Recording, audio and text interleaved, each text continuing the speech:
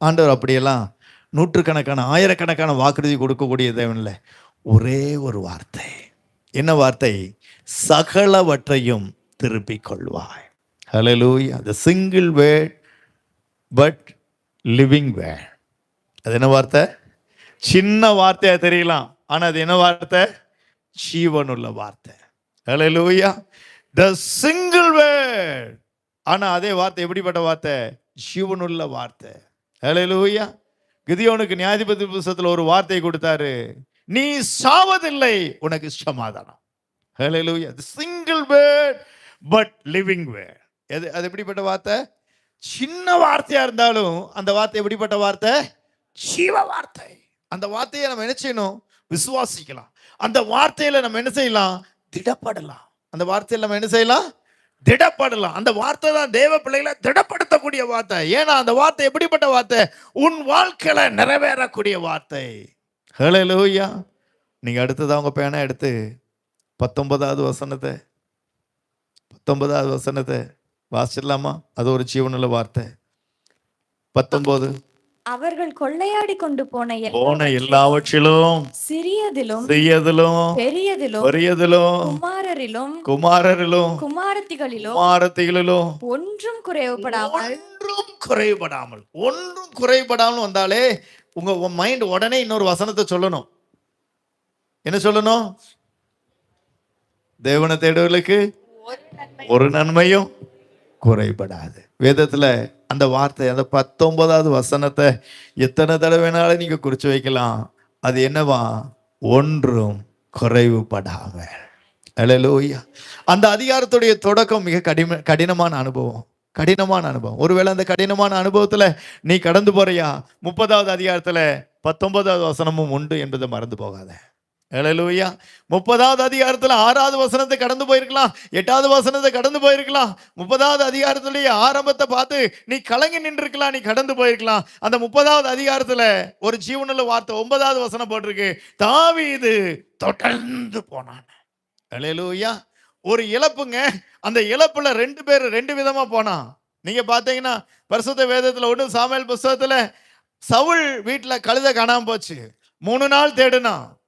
அப்ப என்ன செஞ்சானா? நம்ம திரும்பி போயிடலாம். ஏன்னா காணாம போனது என்னது? கழுதைக்கு 3 நாள் தான். அவன் சொல்றான், நம்ம திரும்பி போயிடலாமா? 3 நாளோட முடிஞ்சது. அவன் தொடர்ந்து போனது, திரும்பி போறான். ஆனா இங்க போனது யாரு? சொந்த குடும்பம்.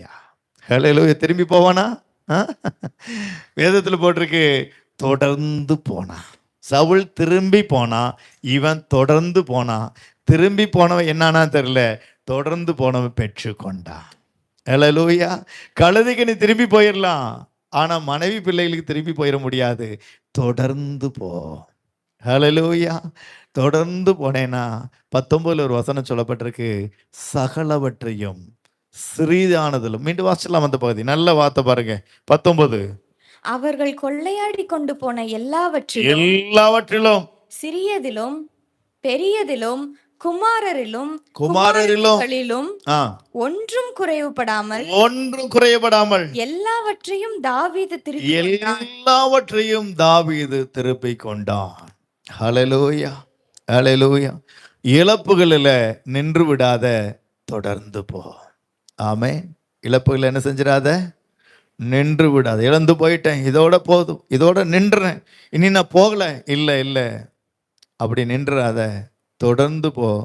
நீ இழந்த எல்லாவற்றையும் 2 மடங்கு பெற்றுக்கொள்ளுவேன். ஹல்லேலூயா. வரத்திலிருந்து வருமே, அவர் கரத்திலிருந்து வருமே, 2 மடங்கு வருமே, அவர் கரத்திலிருந்து வருமே. பரத்திலிருந்து வருமே, அவர் கரத்திலிருந்து வருமே, 2 மடங்கு வருமே, அவர் கரத்திலிருந்து வருமே. நான் எதிர்பார்த்த நன்மைகள் ஒவ்வொன்றும் என்றால் பரத்திலிருந்து வருமே, அவர் கரத்திலிருந்து வருமே, 2 மடங்கு வருமே, நான் இழந்ததெல்லாம் வருமே, நீ இழந்ததெல்லாம் வருமே, அது 2 மடங்கு வருமே. பரத்திலிருந்து வருமே, அவர் கரத்தில் இருந்து வருமே. இழந்ததெல்லாம் வருமே, 2 மடங்கு வருமே. இன்னைக்கு கர்த்தர் சொல்லக்கூடிய காரியம், நீ தாவீது போல இழந்து போன சூழ்நிலையில தொடர்ந்து போ, சவுல் போல திரும்பி போயிடாத. ஹல்லேலூயா, ஹல்லேலூயா. நீ தொடர்ந்து போ, கர்த்தர் ஒரு ஜீவ வார்த்தையை தருவார். நீ தொடர்ந்து போ, நீ இழந்து போனதை எண்ணலாம், நீ திரும்ப பெறத எண்ண முடியாது. ஹல்லேலூயா. கர்த்தர் நல்லவர். முதலாவது எது நம்மளை ஓட்டத்தை அமர்ந்திடக்கூடாது? தேவைகள் அமர்ந்திராத, இழப்புகளில் அமர்ந்திராத. மூன்றாவது, பாடுகளில் அமர்ந்து விடாத. எதில் அமர்ந்து விடாத? எதுலைங்க? சொல்றக்கே பயமா இருக்கா? வந்துருச்சுன்னா பாடுவேன், பரவசமாகுவேன், பரந்தோடும் என்னளே. பாடுவேன், பரவசமாகுவேன், பரந்தோடும் என்னளே. 1 ராஜாக்கள் புஸ்தகத்துல 19வது அதிகாரத்துல ஒரு மனுஷனை சுட்டி காட்ட முடியும். அவர் பேர் எலியா. இந்த எலியாவை குறித்து வேதம் சொல்லுது. யாக்கோபு எழுதின புஸ்தகத்துல 5வது அதிகாரம் 17வது வசனத்தை நீங்க எடுத்துக்கொண்டானா, நம்மளை போல அவர் எப்படிப்பட்டவரா? நம்மளை போல. நீங்க சொல்லும் போதே எலியா என்ன போல ஒரு பாடுள்ள மனுஷன். எலியா நம்மளை போல